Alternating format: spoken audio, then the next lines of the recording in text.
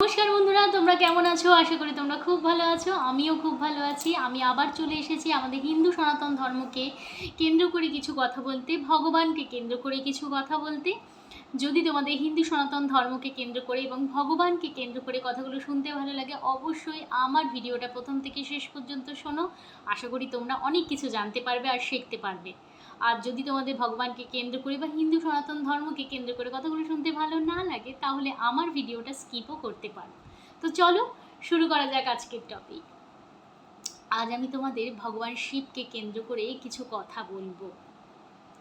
দেখবে প্রত্যেক মেয়ে শিবরাত্রি পালন করে এবং তারা শিবরাত্রিতে কি বর চায় জানো? ভগবান শিবের কাছে তারা ভগবান শিবের মতন বর চায়। কেন চায়? কিসের জন্য? কি দরকার? তোমাদের আমি বলি, ভগবান শিব সবসময় কৈলাসে কিন্তু থাকে না, নানান কাজে বেরোতে থাকে। সে ভগবান হচ্ছে, ত্রিকালদর্শী হচ্ছে, তার অনেক দায়িত্ব, তার অনেক কাজ। যখন সে কৈলাসে আসে তখন সে কৈলাসে পা দেওয়া মাত্রেই উমা বলে ডেকে ওঠে, পার্বতী বলে ডেকে ওঠে, জগদম্বা বলে ডেকে ওঠে। উমা কোথায় তুমি? পার্বতী কোথায় তুমি? আমার প্রাণ প্রিয় কোথায় তুমি? শুনলে অবাক হবে, কিন্তু এটা কিন্তু বাস্তব। তারও প্রমাণ আমি কিছুক্ষণের মধ্যে তোমাদের দেব। ঠিক তেমনভাবে জগদম্বা অর্থাৎ মাতা পার্বতীও থালা নিয়ে ভগবান শিবের সামনে উপস্থিত হয়ে যায়। স্বামী সেবা কাকে বলে মাতা পার্বতীর কাছ থেকে আমাদের শিখতে হয়, এবং পতি ধর্ম কাকে বলে ভগবান শিবের কাছ থেকে শিখতে হয়। যেই মাত্রে কৈলাসে পা রাখে, যেই মাত্রে কৈলাসে এসে উপস্থিত হয়, সে দিশেহারা হয়ে যায় মাকে দেখার জন্য। উমা কোথায় তুমি? এমনই এক সময় ভগবান গণেশ ঠাকুর পাহারা দিচ্ছিল। মা ঠিক সেই সময় স্নান করছিল। কৈলাসে এসে ভগবান শিব উমা উমা করে চিৎকার করছিল। এমন সময় গণেশ ঠাকুর এসে সামনে দাঁড়িয়ে যায় এবং বলে ভিতরে প্রবেশ করা যাবে না, কারণ তার মা এখন স্নান করছে। ভগবান শিব তাকে বারবার বোঝায়, আমি তার স্বামী হচ্ছি, আমি তার স্নান কক্ষে যেতে পারি, এটার অধিকার আমার আছে। কিন্তু ভগবান শিব মা যেহেতু বলেছে, তাই মায়ের কথা তো রাখতেই হবে। মায়ের কথা রাখতে গিয়ে যদি বাবার সাথে যুদ্ধ করতে হয় তাও চলবে। এবং ভগবান শিব পাগল হয়ে গেছিল সেই সময় জগদম্বাকে অর্থাৎ মাতা পার্বতীকে দেখতে না পেয়ে। সে নিজে ত্রিশূল উঠিয়ে গণেশ ভগবানের গলা পর্যন্ত কেটে দিয়েছিল। এমনি হলো স্বামী। স্ত্রীকে দেখতে না পেয়ে তার মানসিক স্থিতিটা চিন্তা করো। এখানে অন্য টপিক আসছে, গণেশ ঠাকুরের মাথা কেটেছিল, সেটা সে ঠিক করেনি, সেটা পরের ব্যাপার। আগে দেখো রিজনটা কি। তাকে মায়ের কাছে যেতে দেওয়া হয়নি এবং সে তার জন্য পাগল হয়ে গেছিল। বলা হয় যখনই ভগবান শিব কৈলাসে পা রাখে, এসে উপস্থিত হয়, তখন সে জোরে জোরে চিৎকার করে ওঠে, পার্বতী, উমা, জগদম্বা, প্রাণ প্রিয় তুমি কোথায়? তারা তুমি কোথায়? এমনি বলে। যখন মাতা সতী রূপে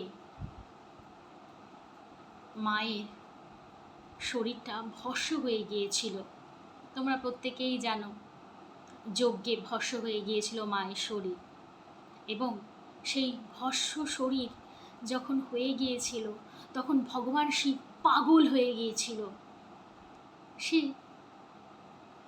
মাতা সতীর শরীরটাকে নিজের দু হাতে তুলে নিয়ে পৃথিবীর উপর তাণ্ডব করছিল।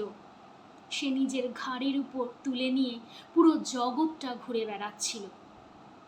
আমার আশ্চর্য লাগে কিসের জানো? আমাদের হিন্দু সনাতন ধর্মের বিরুদ্ধে অন্যান্য ধর্মের লোকেরা নানা কটু কথা বলে। একটা মাঝে রিলস ভাইরাল হয়েছিল, হিন্দুদের ঠাকুর একটা এমন এমন কাপুরুষ, মানে ভগবান শিবকে বলছেন এমন কাপুরুষ, বউ মরে গেছে তাইতে কাঁদছে। ঠিক, সে তো কাপুরুষই, ঠিক ঠিক একদম কারেক্ট কথা বলেছে, সে তো কাপুরুষই, বউ মরে গেছে তাতে কাঁদছে। আর তোমরা এত মহাপুরুষ, একটা বউ মরে গেলে 25টা আবার বিয়ে করে নিয়ে আসো। এই জন্য আমরা হিন্দুরা সবসময় চাই ভগবান শিবের মতন বর নিতে। বলা হয় ভগবান শিব কয়েকবার বিয়ে করেছে। কাকে বিয়ে করেছে জানো? পার্বতী মাতারই বিভিন্ন রূপকে সে বিয়ে করেছে, কখনো সতী রূপে, কখনো উমা রূপে, কখনো পার্বতী রূপে। পুরাণ ঘেটে দেখে নাও। তার মানে বোঝো ভালোবাসাটা কত দূর পৌঁছেছে, কতটা সে ভালোবাসে। সে প্রতি জন্মে মাকেই গ্রহণ করেছে। তাই আমরা হিন্দু মেয়েরা সবসময় চাই ভগবান শিবের মতন বর হোক। স্ত্রী যখন জ্বলে গেছে, অর্থাৎ মাতা সীতা শরীরটা যখন হবনকুণ্ডে পুরো জ্বলে ছাই হয়ে গেছিল, সেই জ্বলা শরীরটাকে শরীরের উপরে হাতের উপর উঠিয়ে সারা পৃথিবীতে ঘুরতে শুরু করেছে, তাণ্ডব নৃত্য করতে শুরু করিয়েছে। তবুও তার কাঁধ থেকে মাতা সতীকে হটায়নি।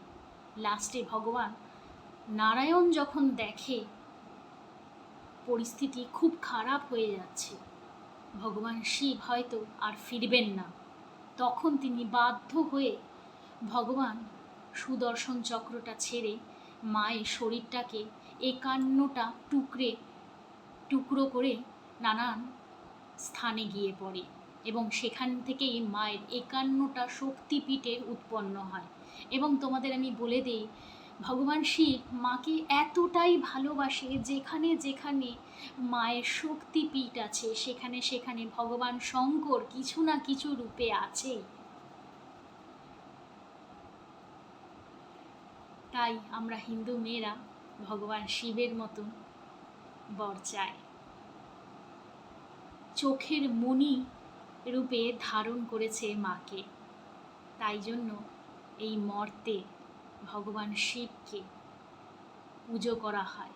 একটা যুবতী কন্যা ভগবান শিবকে এই মনোবাঞ্ছা নিয়ে পুজো করে, যাতে সেও ভগবান শিবের মতন বর পায়, যাতে প্রতি জন্মে তাকে সমান রূপে ভালোবাসে, তাকে প্রতি জন্মে স্ত্রী রূপে গ্রহণ করে, প্রতি জন্মে তাকে সমানভাবে ভালোবাসে, সমানভাবে সম্মান দেয়। তো বন্ধুরা, এতটুকু জানা ছিল, তোমাদের সাথে শেয়ার করলাম। যদি ভালো লেগে থাকে আমার ভিডিওগুলো, অবশ্যই আমার চ্যানেলটাকে সাবস্ক্রাইব করবে, লাইক করবে, কমেন্ট করতে একদম ভুলবে না। যদি তোমাদের মনে হয় কোনো কিছুর বিষয়ে জানতে, যদি তোমাদের ইচ্ছা হয়, নিচে কমেন্ট সেকশনে কমেন্ট করতে পারো, আমি চেষ্টা করব সেই কমেন্টের উপর ভিডিও বানানো। তো আজকের মতন টাটা।